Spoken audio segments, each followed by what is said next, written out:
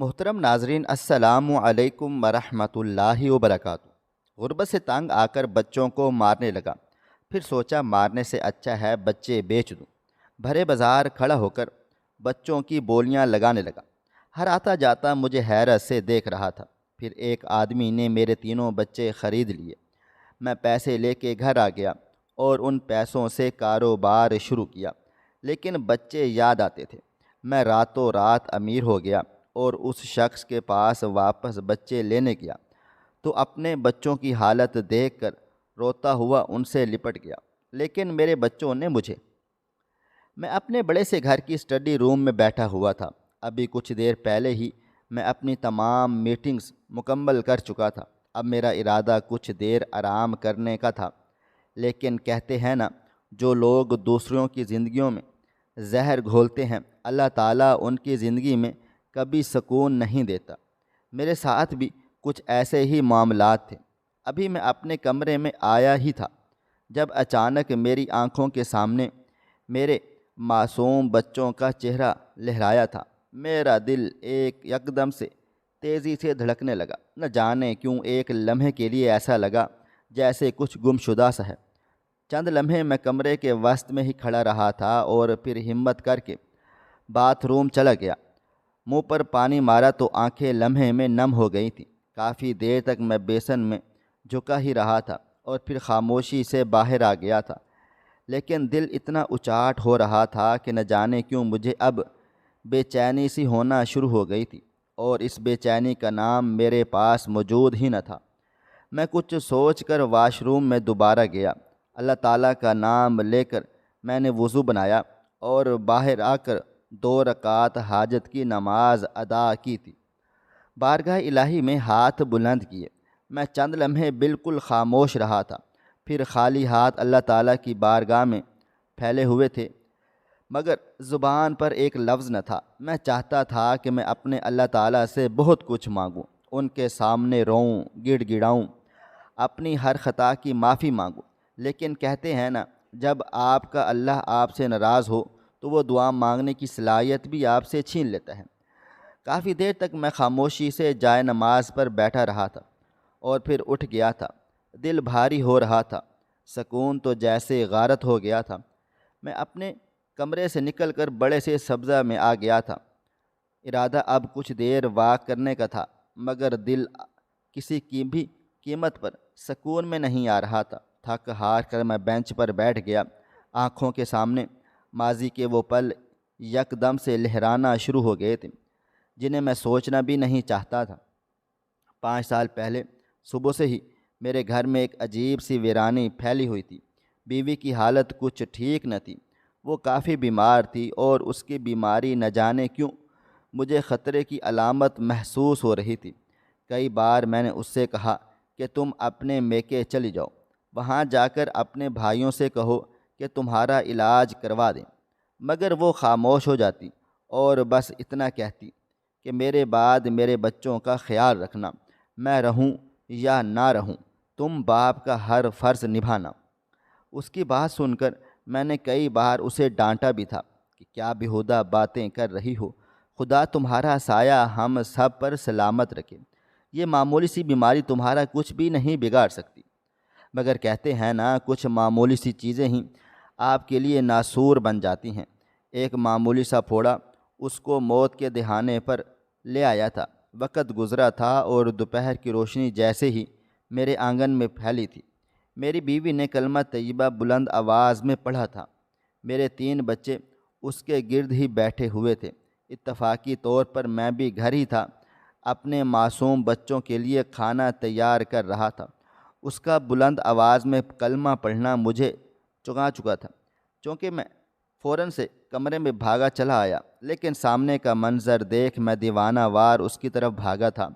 وہ اونچی اونچی آواز میں کلمہ پڑھ رہی تھی، گہرے گہرے سانس لے رہی تھی، اس کی آنکھیں پلٹنے لگی تھیں، ہونٹ نیلے پڑنا شروع ہو گئے تھے۔ میں نے وردہ نیاب کو مکمل طور پر ہلا دیا تھا، اسے جھنجھوڑ رہا تھا کہ کچھ بھی نہیں ہوگا، تمہیں ہمت مت ہارو، لیکن اللہ تعالیٰ نے اسے اتنی ہی زندگی بخشی تھی۔ اس نے ایک نگاہ میرے وجود پر ڈالی تھی اور اپنے ہاتھ پاؤں ڈھیلے چھوڑ دیے تھے۔ ایسا لگتا تھا جیسے میرے وجود سے کسی نے روح کھینچ لی ہو۔ میرے بچے چیخ چیخ کر رو رہے تھے، جبکہ میں بالکل ڈھیلا پڑ چکا تھا۔ میں اسے گود میں اٹھا کر باہر بھاگوں، ہسپتال لے کر جاؤں، لیکن ایسا لگتا تھا جیسے میرا پورا وجود مفلوج ہو چکا ہے۔ چند لمحے کے بعد میرے بڑے بیٹے نے جب مجھے پوری جان سے جھنجھوڑا تو جیسے مجھے ہوش آ گیا۔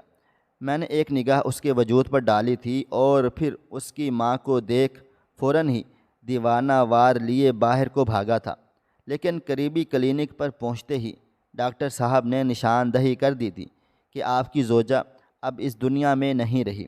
یہ الفاظ نہیں گویا قیامت تھی جو مجھ پر برپا ہوئی تھی۔ میں خوب رویا تھا۔ کلینک میں موجود ہر شخص کی آنکھ نم ہو گئی تھی۔ بے شک میں اپنی بیوی کی خواہشات کو پورا نہیں کر پاتا تھا، لیکن میں اس سے بے پناہ محبت کرتا تھا، اتنی محبت جس کا لفظوں میں بیان بھی کچھ نہیں۔ کچھ دیر کے بعد میرے محلے کے لوگ آنا شروع ہو گئے تھے۔ انہوں نے بہت مشکل سے مجھے سنبھالا تھا اور میری بیوی کو سرد خانے بھیج دیا گیا تھا۔ جیسے ہی اس کے گھر پر اطلاع پہنچائی گئی تو اس کا پورا خاندان اٹھ کر آ گیا تھا۔ سب لوگ مجھے ہی لعن طعن کر رہے تھے کہ تم نے ہماری بیٹی کو مار دیا ہے، تم ہی اس کے قاتل ہو۔ تمہارے پاس کیا اتنا روپیہ پیسہ نہیں تھا کہ تم اس کا معمولی سا علاج کروا لیتے؟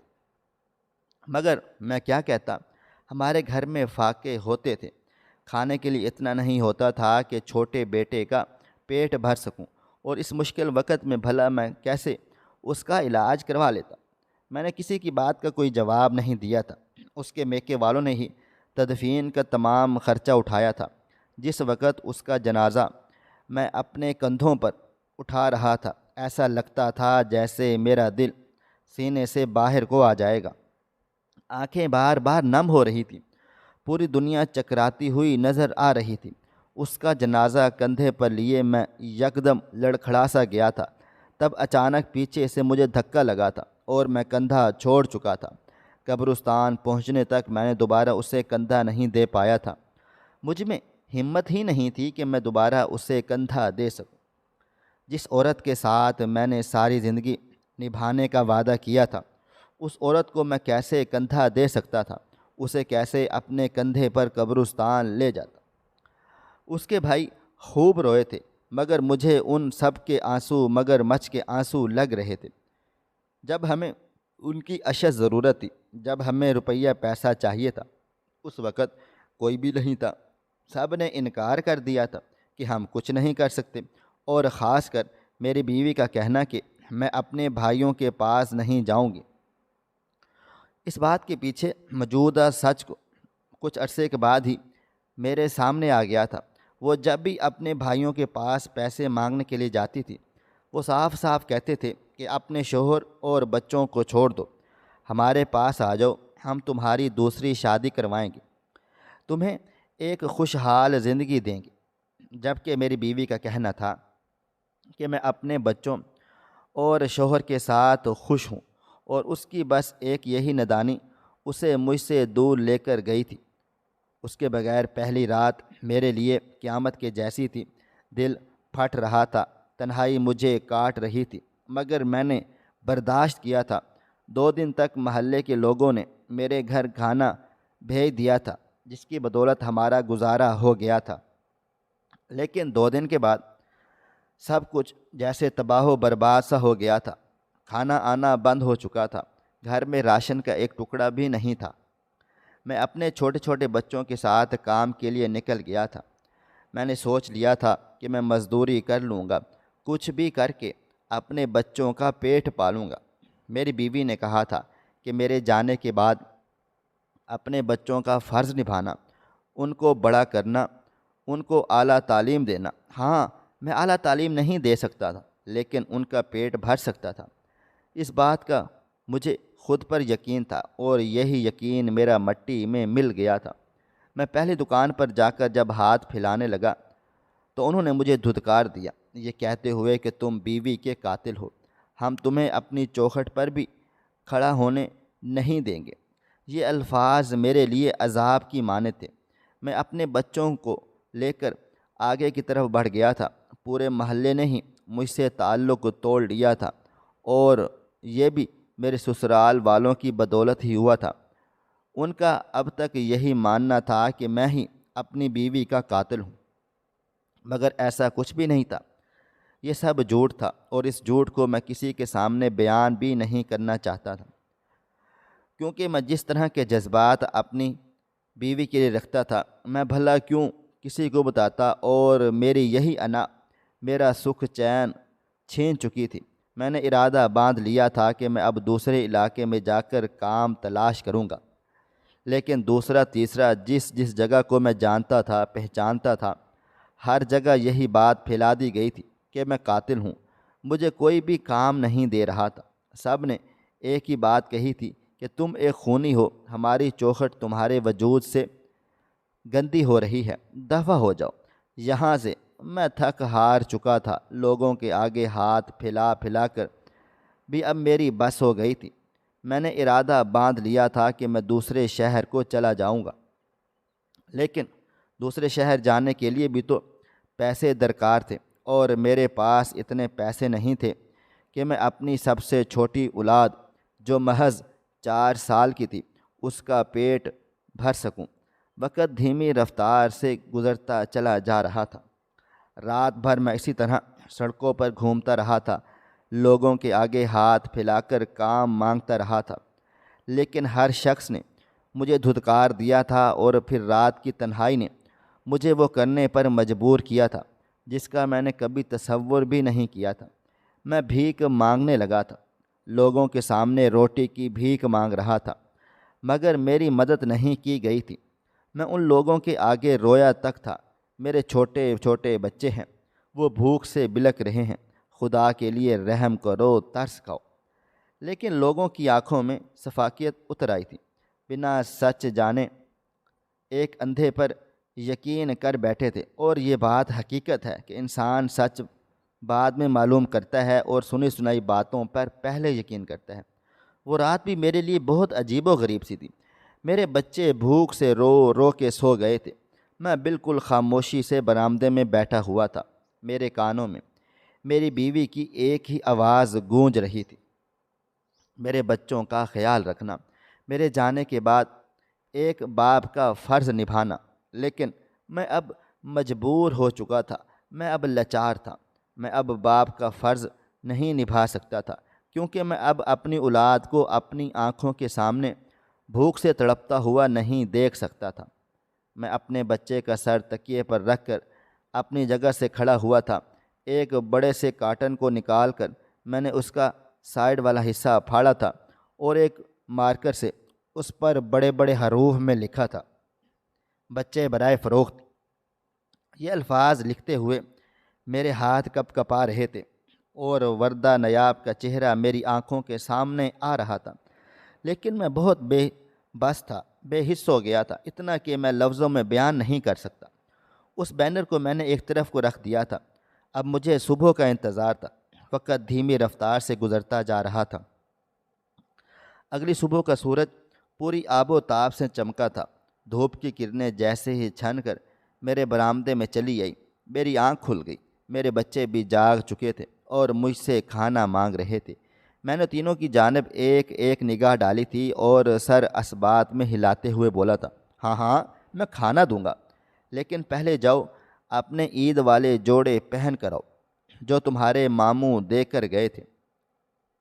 میری بات سن کر میرا بڑا بیٹا فوراً سے بولا تھا، لیکن بابا جان کیوں، ہم کہاں جا رہے ہیں؟ کچھ سوچ کر میں یکدم سے بولا تھا، تمہاری امی سے ملاقات کرنے۔ اب کیا تم لوگ ایسے ہی گندے کپڑے پہن کر جاؤ گے؟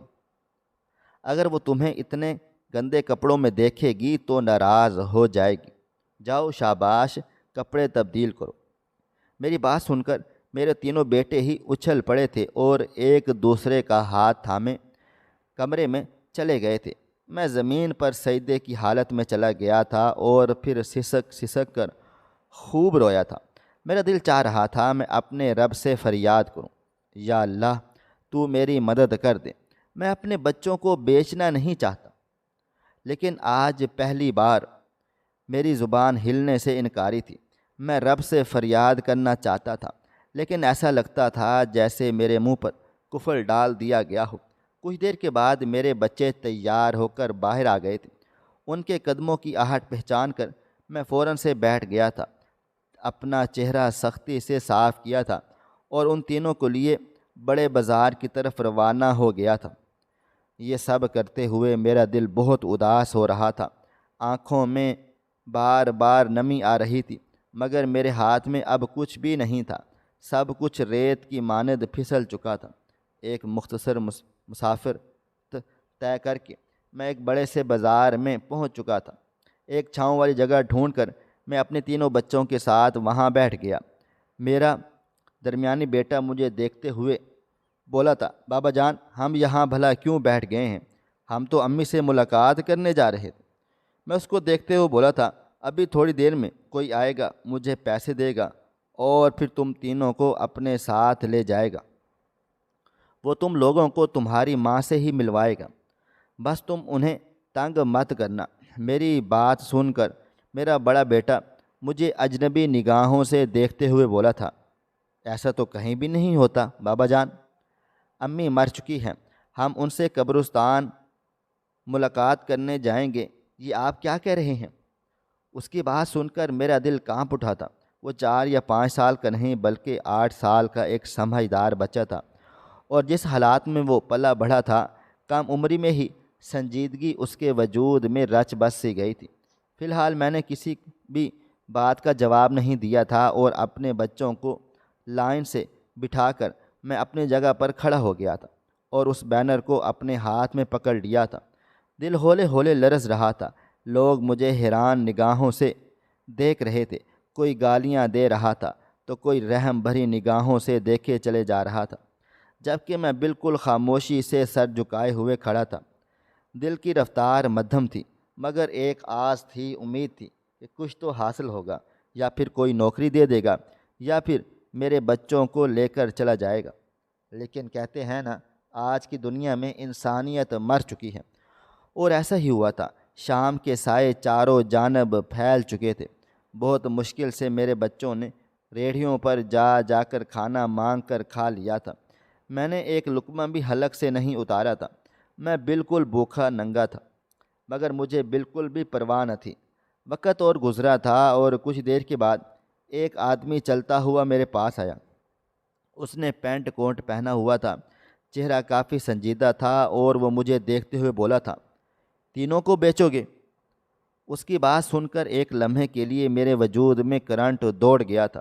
میں نے اپنی آنکھوں میں آئی ہوئی نمی کو چھپک کر غائب کر دیا تھا اور اس کو دیکھتے ہوئے بولا تھا، ہاں ہاں، تینوں بچوں کو بیچ دینا چاہتا ہوں۔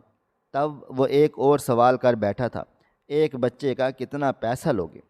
میرے پاس کوئی جواب نہیں تھا، بھلا اولاد کی بھی کوئی قیمت ہو سکتی ہے؟ میری آنکھوں کے سامنے وردہ نیاب کا چہرہ آنے لگا تھا۔ اس کے آخری الفاظ، میرے بچوں کی حفاظت کرنا، باپ کا فرض نبھانا۔ کیا میں اپنی اولاد فروخت کر کے باپ کا فرض نبھا رہا تھا؟ میں ابھی مزید گہرائی میں جاتا اس سے پہلے ہی وہ آدمی دوبارہ بولا تھا، بتاؤ، ایک بچے کا کتنا پیسہ لوگے؟ میں کچھ کہتا اس سے پہلے ہی وہ آدمی مجھے دیکھتے ہوئے بولا تھا، 25 لاکھ دے دوں تینوں کے؟ اس کی بات سن کر میری آنکھیں بڑی بڑی ہو گئی تھی۔ میں اسے بے یقین نگاہوں سے دیکھنے لگا تھا۔ وہ مزید بولا، جلدی بتاؤ، میرے پاس وقت نہیں ہے، مجھے نکلنا ہے۔ ایک عجیب و غریب سی بے چینی میرے وجود میں سرایت کر رہی تھی۔ میں اس کو دیکھتے ہوئے بولا تھا، تم میرے بچوں کا کیا کرو گے؟ میرے سوال پر اس نے دھیمی مسکراہٹ لبوں پر سجائی تھی اور مجھے دیکھتے ہوئے بولا تھا، میری مرضی، میں انہیں کاٹ کے پھینک ڈالوں یا پھر الٹا لٹکا دوں، یہ مجھ پر انحصار کرتا ہے، تم بس اپنا ریٹ بتاؤ۔ چند لمحے میں اس آدمی کی شفافیت دیکھتا رہ گیا تھا اور پھر آنکھیں بند کر کے میں نے 25 لاکھ ڈن کر دیے تھے۔ دل گھبرایا تھا، وردہ نیاب کا چہرہ آنکھوں کے سامنے لہرایا تھا، مگر میں بے حس بن گیا تھا۔ اس نے اسی وقت 25 لاکھ کیش مجھے اپنی گاڑی سے نکال کر دے دیا اور میرے تینوں بچوں کو گاڑی میں بٹھا دیا۔ میرا بڑا بیٹا رو رہا تھا، اسے تمام صورتحال سمجھ آ گئی تھی، مگر میں اپنے کان لپیٹے گھر کی طرف روانہ ہو گیا تھا۔ ایک مختصر مسافت کے بعد میں گھر پہنچا تو مجھے اب پورا گھر قبرستان کی مانند لگ رہا تھا، جہاں ہر سو سناٹا تھا۔ چند لمحے میں دروازے پر کھڑا اپنے آنگن کو دیکھتا رہا، جو کچھ دن پہلے ہرا بھرا ہو گیا تھا۔ یہاں میری بیوی تھی، بچے تھے، مگر اب صرف میں تھا اور میرے 25 لاکھ۔ کمرے میں آ کر میں نے ان کی گنتی کرنا شروع کر ڈالی تھی۔ دھیرے دھیرے میرے چہرے پر مسکراہٹ بکھرنا شروع ہو گئی تھی۔ پیسہ چیز ہی ایسی ہے، ہر انسان اس کی طرف مائل ضرور ہو جاتا ہے۔ میرے ساتھ بھی کچھ ایسا ہی ہو رہا تھا۔ مجھے آدھی رات لگ گئی تھی، مگر میں نے ایک ایک پیسہ گن لیا تھا اور الگ الگ جگہوں پر سیو کر دیا تھا۔ میرا ارادہ اب کاروبار کرنے کا تھا۔ میں اتنی آسانی سے اپنا پیسہ برباد نہیں کر سکتا تھا۔ میرے پاس 25 لاکھ تھے، جس میں سے میں کچھ بھی کر سکتا تھا۔ میرا ارادہ الیکٹرانک کی دکان کھولنے کا تھا۔ فی الحال میں نے کام کو چھوٹے پیمانے پر ہی شروع کیا تھا، لیکن کہتے ہیں نا، اگر آپ کی نیت صاف ہو اور آپ محنت کش ہو تو آپ کچھ بھی کر سکتے ہیں۔ میں نے سب سے پہلے ایک چھوٹی سی دکان کرائے پر لی تھی۔ اس کے بعد میں نے اس میں کوئی سامان ڈال دیا تھا۔ اللہ کی کرنی تھی یا میرا نصیب، دھیرے دھیرے کاروبار میں منافع ہونا شروع ہو گیا تھا۔ شروعات میں کافی زیادہ پریشانی ہوتی تھی، کوئی کسٹمر بھی نہیں آتا تھا، لیکن جب میں مارکیٹ ریٹ سے تھوڑا کم بیچنے لگا تو میری دکان میں بھیڑ لگنا شروع ہو گئی تھی۔ اور پھر کہتے ہیں نا، جب ایک بار اللہ تعالیٰ انگلی تھام لے تو وہ ہاتھ نہیں چھوڑتا۔ میرے ساتھ بھی کچھ ایسا ہی ہوا تھا۔ وقت دھیمی رفتار سے گزرتا چلا جا رہا تھا اور میں اونچائیوں پر پرواز کرنا شروع ہو گیا تھا۔ کچھ عرصے کے بعد میں نے اپنا مکان بھی بیچ دیا تھا اور اس مکان کا پیسہ بھی میں نے کاروبار میں ہی لگا دیا تھا۔ دن دگنی رات چگنی میں نے ترقی کر لی تھی کہ میں اب اپنا خود کا ایک بنگلہ خرید چکا تھا، گاڑی لے لی تھی، نوکر چاکر ہر شے میرے پاس آ گئی تھی۔ لیکن اس دوران مجھے 5 سال لگ گئے تھے، مگر اب مجھے بے چینی ہونے لگی تھی۔ سب حاصل کر لینے کے باوجود بھی میرے پاس سکون نہیں تھا۔ جب بھی میں اپنے کام سے فارغ ہوتا، ایک عجیب سی بے چینی میرے وجود میں سرایت کرنا شروع ہو جاتی تھی۔ ایسا لگتا تھا جیسے کچھ ہے جو میری نظروں سے اوجھل ہے، کچھ گم شدہ ہے، اور گم شدہ تو میرے 3 بچے تھے جنہیں میں نے اپنے مفاد کی خاطر بیچ دیا تھا۔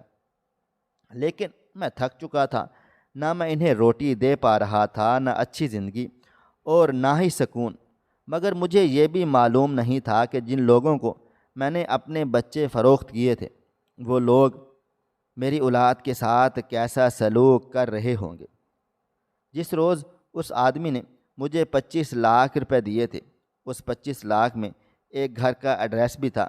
انجانے طور پر ہی میں نے وہ ایڈریس سنبھال لیا تھا۔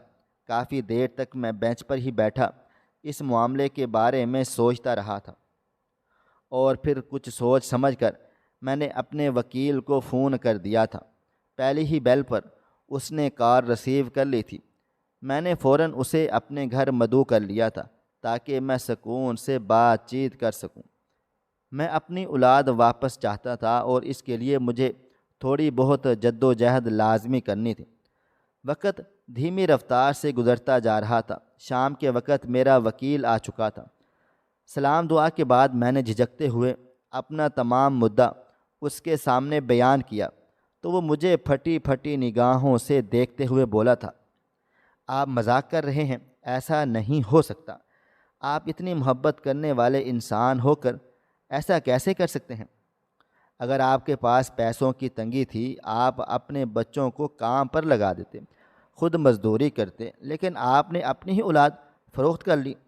وہ مزید کچھ کہتا اس سے پہلے ہی میں بولا تھا، میں نے تمہیں یہاں ججمنٹ پاس کرنے کے لیے نہیں بلایا، میں تمہیں اپنے مسئلے کا پیسہ دوں گا، مجھے تم سے مشورہ درکار ہے۔ اگر میں ان لوگوں کے پاس جاتا ہوں تو کیا وہ مجھے میری اولاد واپس کر دیں گے؟ میری بات سن کر اس نے سر کو ہاں میں ہلا دیا تھا اور مجھے دیکھتے ہوئے بولا تھا، سر، میں آپ پر ججمنٹ پاس نہیں کر رہا، بس مجھے حیرانگی ہوئی تھی۔ اور رہی بچوں کی بات، اگر آپ ان کی منہ مانگی رقم واپس کر دیں، آپ کے بچے آپ کے پاس واپس آ سکتے ہیں۔ ویسے تو کوئی قانونی کارروائی ہی نہیں ہوئی تھی، اس لیے آپ کو پریشان ہونے کی ضرورت ہی نہیں ہے۔ بنا پیسے دیے بھی آپ اپنی اولاد کو واپس لے سکتے ہیں۔ مگر میں اپنے وکیل کو دیکھتے ہوئے بولا تھا، نہیں، میں ان کا پیسہ انہیں لوٹا ڈالوں گا۔ اب اللہ تعالیٰ کا دیا ہوا میرے پاس سب کچھ ہے۔ جبکہ میرا وکیل کھڑا ہوتے ہوئے بولا تھا، اب آپ مجھے بتائیں کب تک بچوں کو ریسیو کرنے جانا ہے؟ کچھ سوچ کر میں نے کل کا وقت دے دیا تھا۔ پولیس والوں کو بھی انفارم کر دیا تھا، کیونکہ اگر انہوں نے بچے دینے سے انکار کیا تو کم از کم میرے پاس پولیس کی مدد ہوگی۔ پورا دن معمول کے مطابق طے ہو چکا تھا۔ ساری رات میں نے آسمان کو دیکھ کر گزار دی تھی۔ ہر ستارے میں مجھے میرے بچے نظر آ رہے تھے۔ اس رات میں خوب رویا تھا۔ اللہ تعالیٰ کے سامنے میں نے 5 سال کے بعد دعا کے لیے ہاتھ بلند کیے تھے اور اس رب سے بھیک مانگی تھی کہ میرے بچے مجھے مل جائیں، مجھے وہ سکون مل جائے جو میں اپنے ہاتھوں سے اپنا غارت کر چکا ہوں۔ اور پھر کہتے ہیں نا، اگر تم اپنے رب سے کچھ مانگو وہ عطا نہ کرے، ایسا تو ممکن ہی نہیں ہے۔ اگلی صبح کا سورج پوری آب و تاب سے روشن ہوا تھا۔ سورج کی کرنیں چھن کر میرے برآمدے میں پھیل رہی تھی۔ میں فوراً ہی تیار ہو کر باہر کی طرف بڑھا تھا۔ پولیس میرے دروازے پر ہی آ چکی تھی۔ میرا وکیل بھی آ گیا تھا۔ میں اپنی گاڑی میں بیٹھ کر اس ایڈریس پر روانہ ہو گیا تھا، بس دل میں ایک چھوٹی سی آس امید لیے کہ وہاں مجھے میرے بچے مل جائیں گے۔ اور کہتے ہیں نا کہ ایک چھوٹی سی آس امید ہی آپ کے گھر کو روشن کر دیتی ہے۔ ایک مختصر مسافت کے بعد گاڑی ایک گھر کے سامنے رک گئی تھی۔ گھر نہ زیادہ بڑا تھا اور نہ ہی چھوٹا، لیکن کافی اچھی حالت میں تھا۔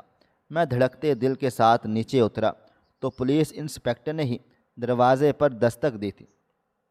پہلی دستک پر ہی دروازہ کھول دیا گیا تھا۔ سامنے کوئی اور نہیں بلکہ وہی شخص کھڑا ہوا تھا جس نے 5 سال پہلے مجھے 25 لاکھ روپے دیے تھے۔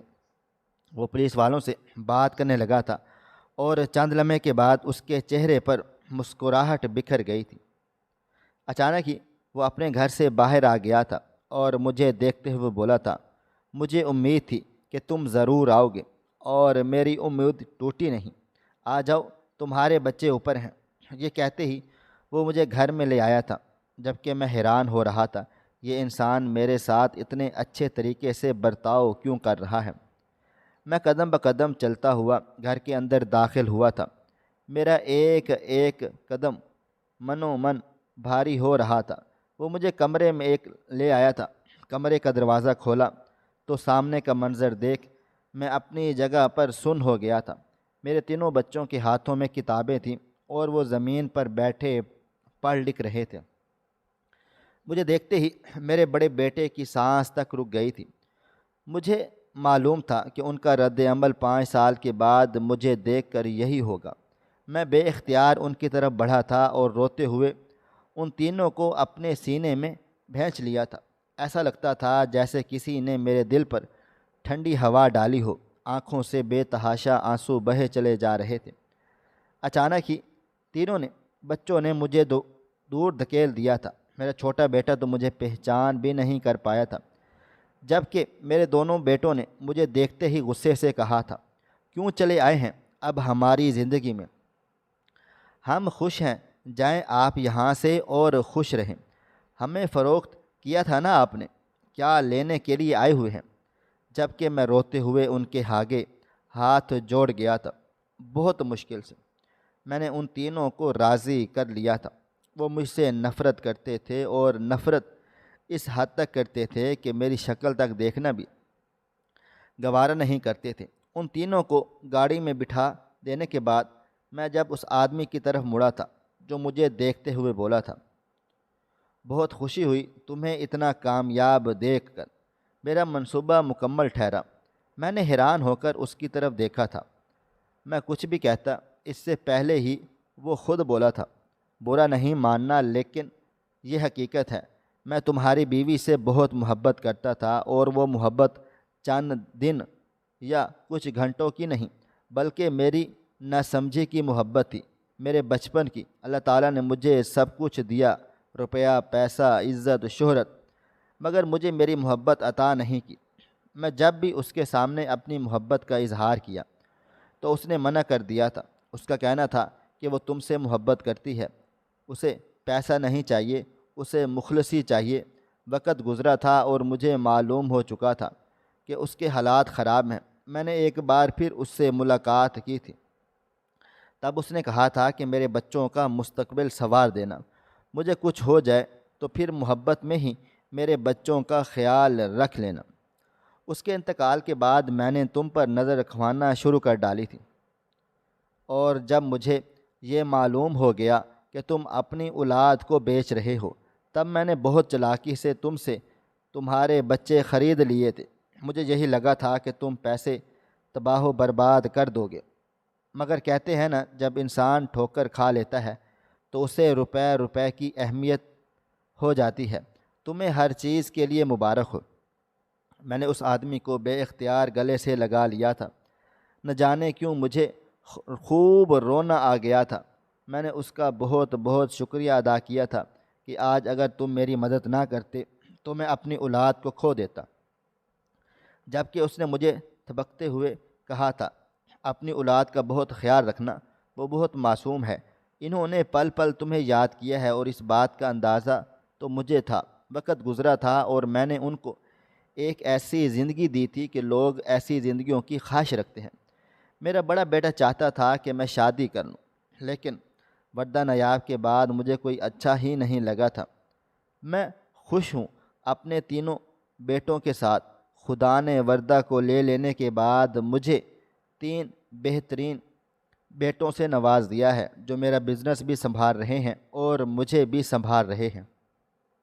بے شک ایک وقت میں مجھ سے سنگین غلطی ہو گئی تھی، لیکن اس رب نے مجھے ڈگمگانے سے بچا لیا تھا، کیونکہ وہی ہمارا حامی و ناصر ہے۔ ناظرین، آپ کو آج کی کہانی کیسی لگی؟ کمنٹ باکس میں اپنی رائے کا اظہار ضرور کریں۔ خواہش صرف اتنی ہے کہ کچھ الفاظ لکھوں جس سے کوئی گمراہی کے راستے پہ جاتے جاتے رک جائے، اور نہ بھی رکے تو سوچ میں ضرور پڑ جائے۔ دوستو، امید کرتا ہوں کہ آپ کو یہ ہماری کہانی پسند آئی ہوگی۔ کہانی پسند آئی ہو تو ویڈیو کو لائک کریں، کومنٹس کریں، شیئر کرنا بالکل بھی نہ بھولیں۔